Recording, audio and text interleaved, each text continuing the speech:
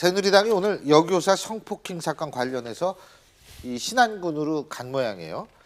제가 여쭤보고 싶은 게 일 터지면 이렇게 가는 게 도움이 될까요? 어떻게 보십니까? 크게 도움이 됩니다. 저는. 돼요? 예, 왜냐하면 가서 국회의원들 갑질이라고 하는 예. 국회의원들 대우받고 카메라 프레시 받고라고 하는 부정적인 측면을 부각이 돼서 그런데 실제 의원들이 가게 됨에 따라서 저 문제가 전국적 이슈가 되고 정책적인 문제라던가 제도하고 법률로 만드는데 상당히 시간을 단축할 수가 있습니다. 따라서 저런 그 국회의원들이 갖는 관심에 대해서 정치인들이 표받으려고 하는 거다라고만 부정적으로만 볼 것이 아니라 빨리 사회 이슈화해서 제도적 장비를 만들 수 있는 것으로 활용하는 또 그런 그 지혜가 좀 필요한 거 아닌가 싶습니다. 사실은 이제 새누리당으로서는 호남 특히나 이제 그 전라남도 예. 이 신안군 목포 이 지역은 사실 새누리당의 어떤 당세도 그렇고 또 지구당도 그렇고 그 도당도 그렇고 세가 약한 곳 아닙니까? 그런데 아직도 국민의당이나 사실은 뭐 더불어민주당이 이 신안군 여교사 성추행 사건, 성폭행 사건에 대해서 적극적으로 나서질 않고 있어요. 그런 점에서 새누리당이 자신이 먼저 나서서 이 문제와 관련해서는 이 이슈를 한번 풀어보겠다라는 모습이 보이는데 말씀하셨듯이 가서 뭐 브리핑 받고 얼토당토하는 질문하고 사진 찍고 돌아오지만 않는다면 가서 적극적으로 무엇인가 결과를 내놓으려는 어떤 자세만 보인다면 저도 현장에 나가는 것, 국회의원들이 현장에 나가는 것 그 자체를 탓하고 싶지는 않습니다. 근데 지금 뭐 사건 후에 나간 게 뭐 나쁘지는 않은데 제 생각에는 지금 그 도서 선말 오지 벽지에 지금 교사 배치 문제가 아주 심각한 문제 아닙니까? 이번에 물론 이제 드러났지만은 그러면 그 정치인이라는 사람들이 이걸 미리 좀 알아가지고 미리 좀 이런 거 사전 점검하고 가서 이런 문제점이 있다는 걸 파악해서 대책을 세웠더라면 이게 지금 사후 약방문식으로 가가지고 뭐 그 좀 비판적인 사람 눈에 호들갑을 뜨는 것처럼 보일 수도 있는 지금 이런 것보다는 그게 100배 나았을 건데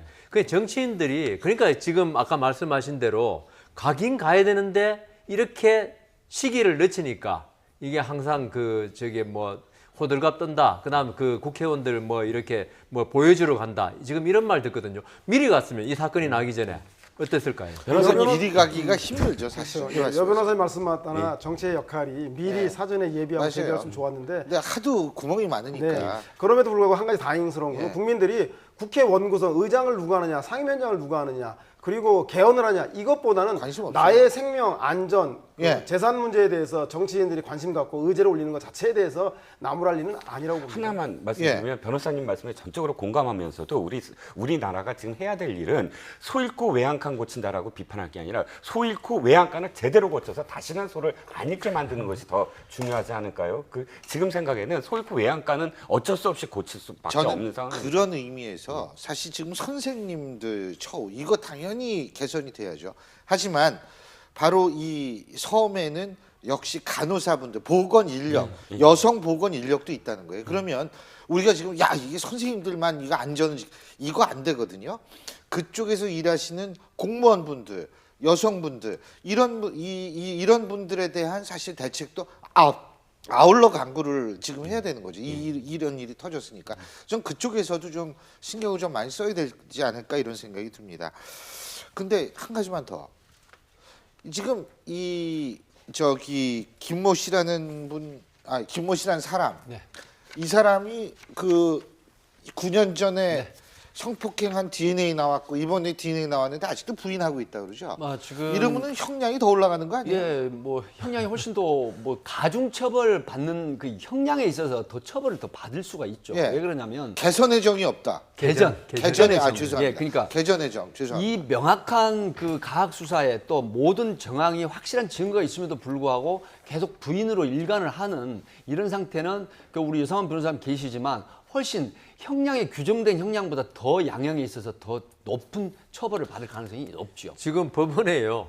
이런 DNA 증거, 과학적인 움직일 수 없는 증거가 없는데도 그냥 심증만 해도 부인하지 않습니까? 예. 그래도 부인하면 아까 말씀은 개전의 정이 없다. 지금 처벌이 강해지는데 지금 김모 씨 같은 경우에는 지금 객관적인 진짜 움직일 수 없는 증거가 있는데요. 이걸 부인하는 건 저 사람의 심리를 잘 모르겠어요. 예. 오히려 그 누구의 변호사의 도움을 받는다면 빨리 시인할 건 시인하고 어떤 반성하는 모습을 보여야지 조금이라도 좀 그 감형의 혜택을 받을 건데 왜 그런지 저는 납득이 안 가요. 이 사람 보통 몇 년 받을 거라고 보세요? 제 생각에 7년 이상이 가지 않을까. 두 건 다 인정된다면은. 두 건 다 인정. 예. 그 참 아니 근데 이 사람 뭐 술김이다 기억이 안 난다 아주 가증스러운 모습 오죽하면은 영장 발부 판사가 그렇습니다. 인간 뭐라 당신이 사람이냐, 아, 당신이 인간의 길을 사람이냐. 포기하는 인간이냐 이런 식으로 호통을 치신 건데 사실 영장 실질 심사 저도 많이 참여를 해봤거든요. 영장 실질 심사에서는 판사분이 저렇게 흥분 안 합니다. 그렇죠. 그냥 구속 여부, 구속이 필요로 하는지 안 하는지를 확인하는 작업이 그 심리이기 때문에 절대 흥분을 하지 않는데 오죽했으면 영장 실질 심사 판사분이 그렇게 그렇죠. 당신이 인간이냐라고 했겠습니까? 어쨌든 내일이면은 이제 수사 결과가 발표가 돼서 검찰로 넘어간다고 합니다. 저희가 기회가 되는 대로 이 문제 더 심층적으로 파헤쳐 보겠습니다. 자, 여기서 우리 서양호 소장님은 인사드리겠습니다. 오늘 말씀 잘 들었습니다. 고맙습니다.